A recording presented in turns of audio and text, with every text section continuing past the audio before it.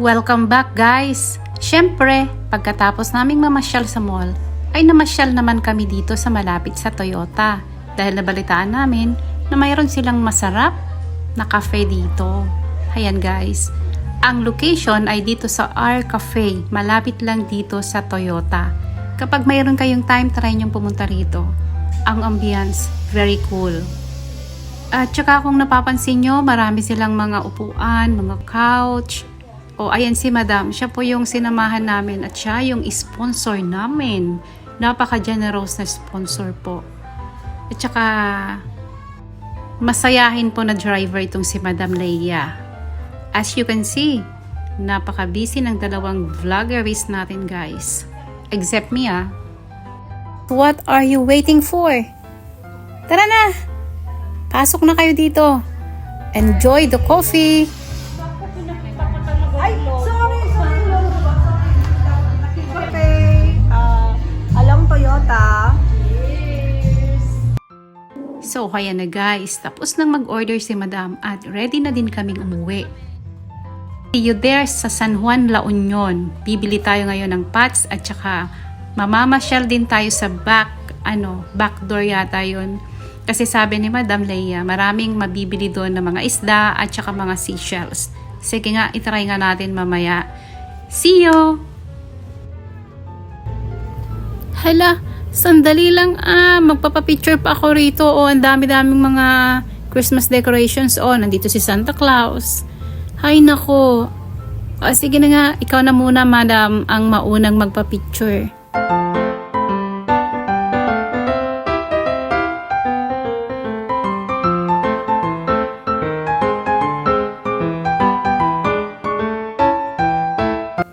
At sa wakas ay nandito na tayo sa San Juan, La Union. At ating papasyalan ang shop ni Ma'am Judith. So nakikita nyo guys, ang dami-dami niyang mga paninda. May mga iba't ibang disenyo na pwede nyong gawing decoration sa inyong garden.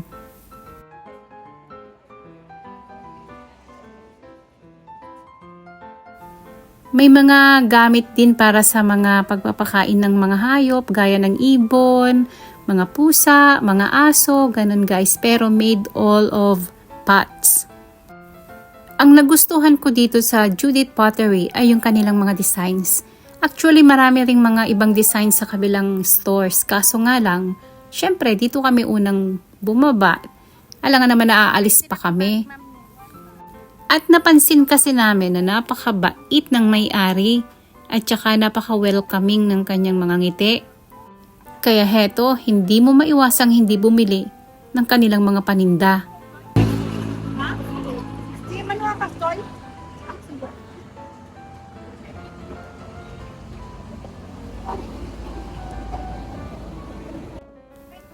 Tignan nga muna natin kung ano pa yung mga paninda nila doon sa loob. Kasi ang nakikita lang natin ay yung nasa labas. Alam nyo, nung bata pa lang ako, meron ako yung pot na nilalaro, yung luto-lutuan. So, ayun yung hinahanap ko. Eto, yan, di ba ang cute? Kayo, naglalaro din ba kayo ng ganyan noon? Of course, alam ko, oo. And now, it's my turn. Bibili rin ako. Magkano tong ganito? Awanti tower nan. 300 ulit. Pati 250? May sana na ito. May sana mo. Sana 215. Sige man. Tita.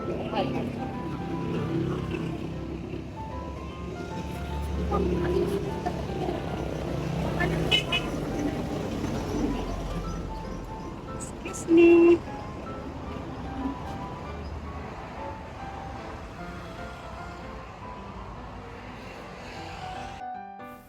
Ayun guys, nakabili na ako ng panlalagyan ko ng mga tanim ko. Actually, isa yung binili ko. Pero nung na-realize ko na masyadong malaki, pinalitan ko din yun ng dalawang maliliit, yung tiga 150, yung itinuturo ni Miss Leia, yun yung binili ko. Ngayon napansin din niya na maganda, kaya dalawa kaming bumili, bali 4 yung binili namin. Hay nako, ang dami-daming pagpipilian, pera lang ang wala. Pero napag-isip-isip namin, next time, pag bumalik kami rito, magdadala kami ng mas malaking sasakyan. Kasi yung sasakyan ni Ma'am Leia, medyo limited lang ang space. At hindi niya kayang magdala ng mas marami pa kaysa sa 4. So, hayan at itutour ko na kayo sa palibot ng kanyang shop. Ng shop ni Ma'am Judith. So guys, just to advertise, kapag nagpupunta kayo rito sa San Juan, La Union, huwag niyong kalimutan na pasyalan ang Judith Pottery. Nasa east part po ng road.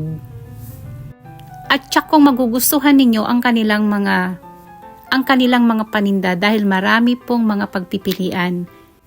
So kapag nagpunta po kayo rito, punta na po kayo dito sa Judith Pottery.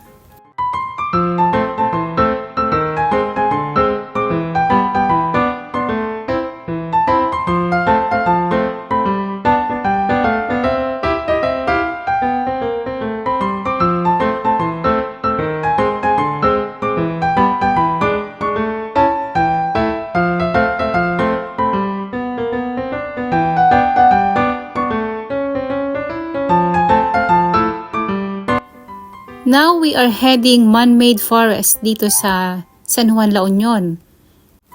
Pero bago namin marating yung lugar, nadaanan muna namin tong cement factory dito sa Luna, La Union. Ang laki guys, napakalawak nito. Ayun nga lang guys, hindi kami nakapasok dahil wala kaming appointment. At syempre mga kapatid, hindi ako basta-basta nakakababa o nakakalanghap ng alikabok dahil meron akong hika. Hindi pwede. Allergic ako sa dust. Makita yung daan. Ayan. Ito, kita niya yan. Ayan na nga po. Oo. Diyos ko, ang bilis ng driver. Ay, sorry. Hindi, okay lang. Sabi naman, matapos na tayo. Ay, na-finish. Ako, sandali lang. Reconnecting kasi walang gas spot. Ay, bakit? Wala akong Dito, ano. nag-isa na nga. Ay, ikaw rin ba? Ayan na, dagat na. Wala na yung magnet forest ko. Walang signal. ano ito? Wala akong signal. Bakit? Ano ka na? Dead battery. Dead Dead battery spot. na ako. Dead spot dito? Wala nang na, signal? hindi na nakuha. Ang sayang. Wala na yung Ulitin natin. Siguro ito ka, maboring na kanya siguro at sa kong buya. Dapat naka-ready kami di Kwamon. Amo ba tayo mo di papanam? Naka-ready kan amomon ti spot mo, nga papananon. Amom ti bagamon. Amo di bullseye mo. Diba, di bullseye mo, hindi mo pa nga alam ang history nung Manila pa. Kailangan makuha mo ta at least ready ka nga. Kunyari, Kanya- pupunta ka kaya ng nga eh. San Juan at alam mo na, guys, nandito kami ngayon sa Very Manila. confident ka ngayon nga, gibaga. Ay, tulungan ako kami, dadi yun. Kasi gano'n. Ganun, ikaw naman ngayon, tapos ako, sabi ganun, rescue. Tapos ganun, Back to you. oy, rescue me Back to naman. you. Wala lang. Ako pala na Back to you. Wala lang. Rescue me! Sa kanto ko na, ayan. Uy, nakalimutan ko na, tapos sabi naman director, Hindi nga vlogger ka. sabi ng Tama director, baka nagbuwento ka din ni Rocket Buwer ka. cut! Dito po ang mga vloggeries. Anong vloggeries? Ay, Diyos ko Lord. Oo, ang hirap naman ng maging no? Oo naman Ang daming ang daming, Ex-boyfriend. Andyan ba yung ex mo? Nandito nakatira yung Ha? O, di ba? ex ni Nasa Marie. Egypt ang utak na. Andito ba, Maria? Oo, di ba? Napunta ulit sa India. Back to you. Back to you, Marie. Back to you. Ayos ba yun? Ayos? Very good. Meron ba kayo nun? Meron na kayo nun? Wala, di ba? Vloggeries yan, vloggeries. Galing ko, no? Galing ko, no, Marie? Kanta, Jojoy? Kanta muna kayo, te. Ayan. Pagka hindi mo na alam, magpa-rescue ka na. Andito Pag po naubo- tayo. No? Pag naubusan Papasok ka, na po tayo sa tapos man-made back forest. to you. Sikap. Wala na pala. Tapos Tapos yung Panguling ka naman. tapos yung ano, inano mo walang kalam-alam dito. Kaluktuhan din niya ng ano, kalukuhan. Ay, patay. Uy, siguro kami nag-viewers mo kayo. Oh, ayan mo. Ay, ako. Di na mo, di papapananagay ito. Di na mo, di kungkulan. Ako na mo,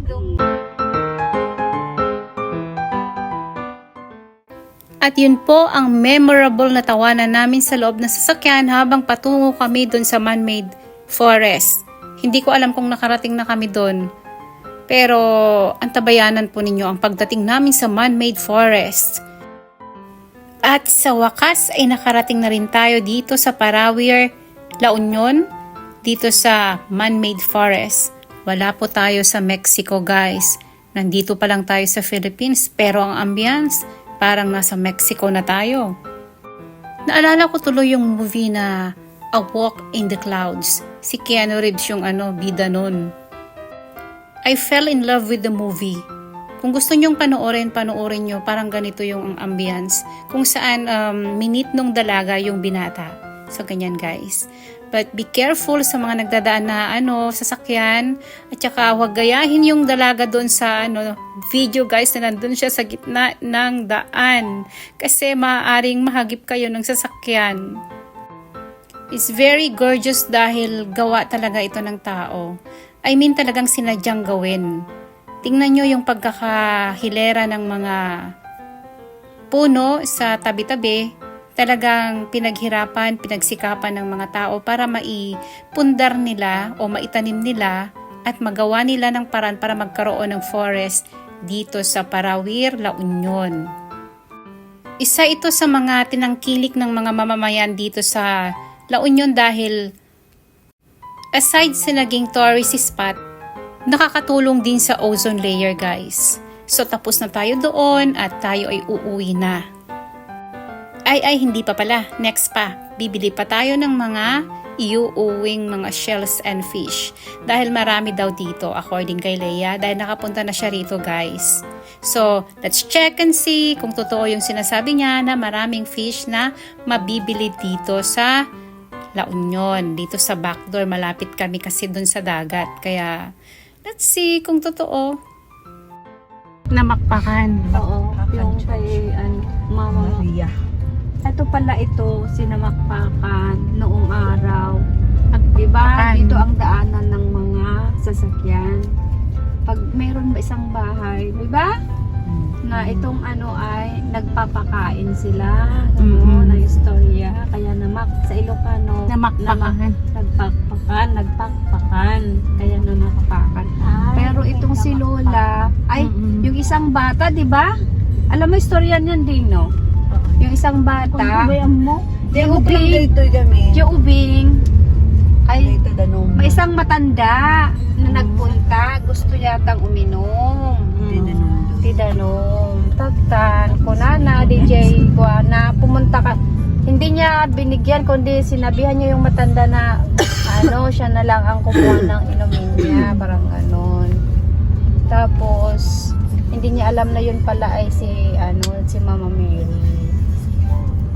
Kaya nga nagkaroon dyan ng tubig. Diba? Nagripo, yung gripo, biglang nagkaroon ng tubig dyan. Kaya yun yung mga tao dito, kahit saan, nagpupunta may dala-dalang container. Kasi, yan iniinom nila na nakakagamot. Kasi pumunta rin ako, kumuha rin ako ng isang dyan, ang bigat-bigat, isang container. Tapos pwede mo rin ihaplos-haplos sa'yo. Ikaw, kung meron kang paniniwala na talagang ikaw ay gagaling.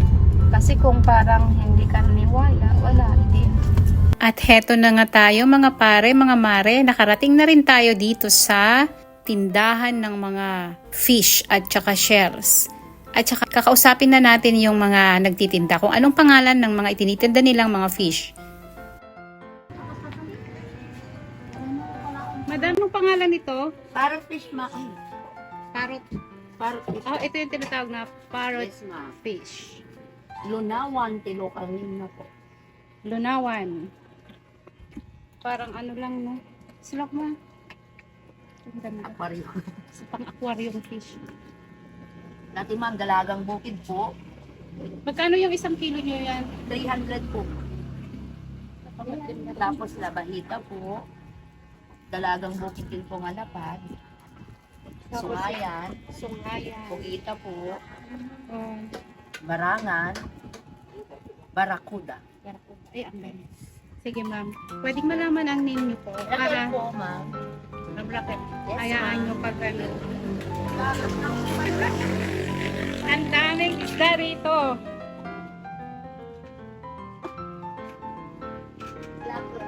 Hello, ma'am.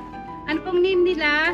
Juliet po ma'am. Hello, ma'am Julian. So, nandito kami sa pwesto nila. Kung gusto nyo pumunta rito sa Parawir, dito kayo pumunta kay kanila si Ma'am Julian.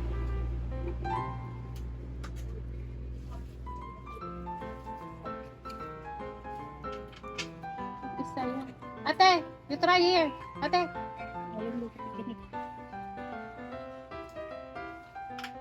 Nawala ng signal.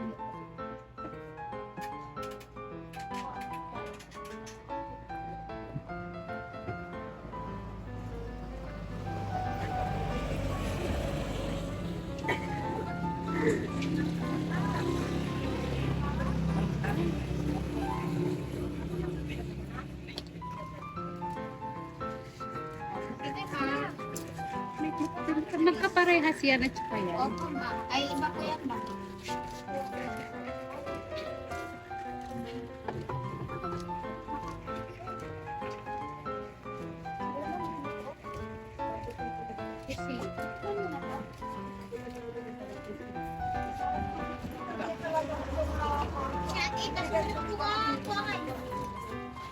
Ito po ang panaba. Ay, ganyan. Pag hindi pa siya na-open. So mga kapatid, kung gusto ninyong bumili ng fresh na isda, kung galing kayo ng La Union, ay pwede kayong dumaan dito sa Parawir. Pwede kayong bumili dito ng fresh na talaba, fresh na seashells, mga seaweeds, mga isda na kakaiba ang kulay na pwedeng pang aquarium, sabi ni nanay kanina.